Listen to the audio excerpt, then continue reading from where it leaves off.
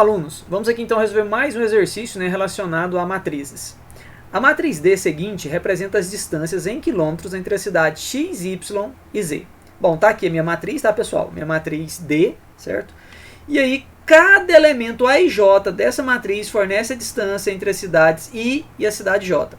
Aí ele vem e diz assim, pessoal, se a cidade X é representada pelo número 1, tá, pessoal? Se a cidade Y é representada pelo número 2 e se a cidade Z é representada pelo número 3, letra A, determine as distâncias entre X e Y, Z e X e Y, Z, certinho? Bom, galera, para a gente poder resolver esse exercício, né, muito parecido com aquele exemplo, né, anterior, né, do fluxo de avião, não é isso? Lá do fluxo de voos entre... do fluxo de voos entre aeroportos, né, não um fluxo de voos entre aviões. Bom, galera, percebam que ele diz o seguinte, que a cidade X é o número 1, a cidade Y é o número 2 e a cidade Z é o número 3. O que ele está querendo dizer com isso, pessoal? Que aqui eu vou colocar o meu X, aqui eu vou colocar o meu Y e aqui eu vou colocar o meu Z. Ou seja, o X está na primeira linha, o Y está na segunda... o X está na primeira coluna, o Y está na segunda coluna, o Z está na terceira coluna.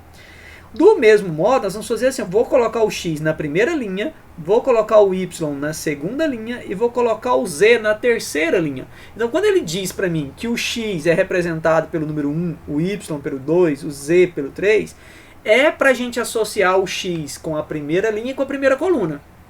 É para associar o Y com a primeira linha, com a segunda linha e com a segunda coluna. E assim por diante, certo, galera? Bom, pessoal, vejam. Distância entre a cidade X e a cidade Y. Pessoal, é só você vir aqui, ó. Qual é a distância entre a cidade X, né, pessoal? Pegando aqui primeiro linha e a coluna, ó. Pessoal, onde é que essas colunas, onde é que essas linhas e colunas, essa linha e essa coluna, elas se encontram? Bem aqui no 15. Ou seja, pessoal, a distância entre a cidade X e a cidade Y são 15 quilômetros, tá, pessoal? São 15 km, certinho?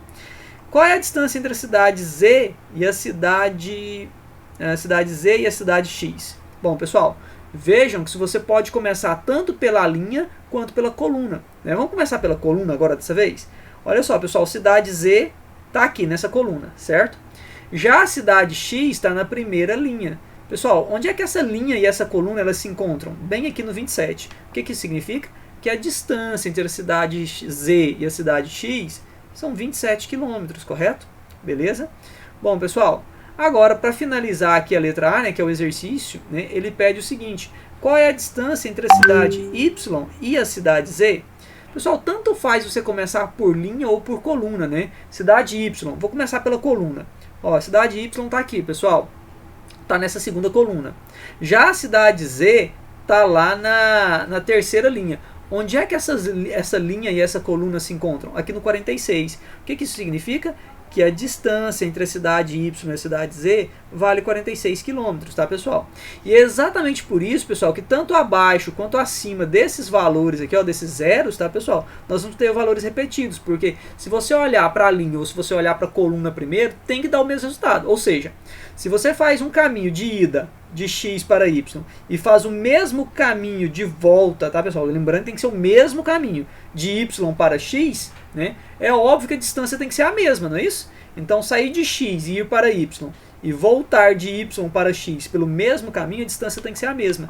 É por isso que quando a gente olha lá na nossa matriz, a gente vai ver valores repetidos, tá, pessoal? Como eu estou vendo aqui, ó, o 15, o 27, né, o 46. Por quê, galera? Porque é óbvio que isso aqui está representando, então, tanto o caminho de ida quanto o caminho de volta. É óbvio que estou falando, né, pelo mesmo percurso, certo? Beleza, pessoal?